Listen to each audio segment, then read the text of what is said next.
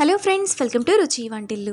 ఈ రోజు మనం వంకాయ పెరుగు తాలింపు చాలా టేస్టీగా ఎలా తయారు చేసుకోవాలో చూద్దాము. ఈ వంకాయ పెరుగు తాలింపు మనకు అన్నంలోకి చాలా టేస్టీగా ఉంటుంది. 10-15 నిమిషాల్లో ఈజీగా ప్రిపేర్ చేసుకోవచ్చు. సో లేట్ చేయకుండా వీడియోలోకి వెళ్ళిపోదాం.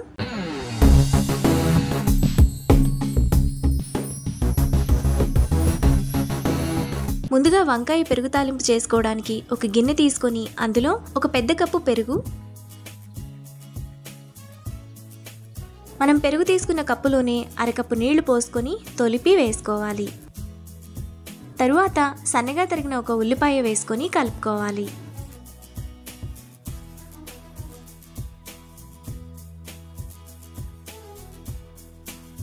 ఇలా కలుపుకున్న తర్వాత పక్కన పెట్టుకోవాలి.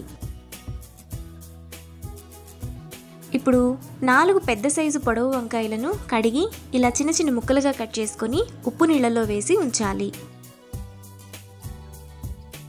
తరువాత స్టవ్ మీద పాన్ పెట్టుకొని అందులో 1 టేబుల్ స్పూన్ ఆయిల్ వేసుకోవాలి.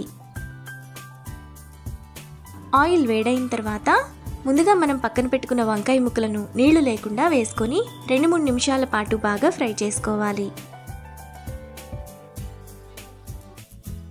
వంకాయ ముక్కలు సగం పైన వేగిన తర్వాత అందులో పొడవుగా కట్ చేసుకున్న 3 పచ్చిమిరపకాయలు, 2 రెమ్మల కరివేపాకు, టేస్ట్కి తగినంత ఉప్పు, 1/2 టీ స్పూన్ పసుపు వేసుకొని మరో 2 నిమిషాల పాటు బాగా ఫ్రై చేసుకోవాలి. ఈ పెరుగు తాలింపులో పచ్చిమిరపకాయలు ఈ విధంగా పొడవుగా కట్ చేసుకొని వేసుకుంటే చాలా టేస్టీగా ఉంటాయి. పచ్చిమిరపకాయలు కరివేపాకు కూడా వేగిన తర్వాత 1 టీ స్పూన్ ధనియాల పొడి వేసుకొని ఒకసారి కలుపుకోవాలి. ఇలా కలుపుకున్న తర్వాత స్టవ్ ఆఫ్ చేసుకొని చల్లారనివ్వాలి.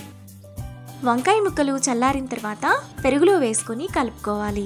మనం వంకాయ ముక్కల్లో ఉప్పు వేసుకున్నాం కాబట్టి ఉప్పును మీరు పెరుగులో కావాలనుకుంటే చూసి వేసుకోండి. ఇలా కలుపుకున్న తర్వాత పక్కన పెట్టుకోవాలి. ఇప్పుడు స్టవ్ మీద మరో పాన్ పెట్టుకొని అందులో 1 టేబుల్ స్పూన్ ఆయిల్ వేసుకోవాలి. ఆయిల్ వేడైన తర్వాత 1 టీ స్పూన్ తాలింపు గింజలు, 2 ఎండుమిరపకాయలు, 1 రెమ్మ కరివేపాకు వేసుకొని ఫ్రై చేసుకోవాలి. తాలింపు వేగిన తర్వాత అందులో మరో 1/2 టీ స్పూన్ పసుపు, 1/2 టీ స్పూన్ ఇంగువ వేసుకొని కలిపి పెరుగులో వేసుకొని కలుపుకోవాలి. ఈ పెరుగు తాలింపు మనకు అన్నంలోకి చాలా టేస్టీగా ఉంటుంది. ఇలా కలుపుకున్న తర్వాత లాస్ట్లో సన్నగా తరిగిన కొత్తిమీర కొద్దిగా వేసుకొని కలుపుకోవాలి.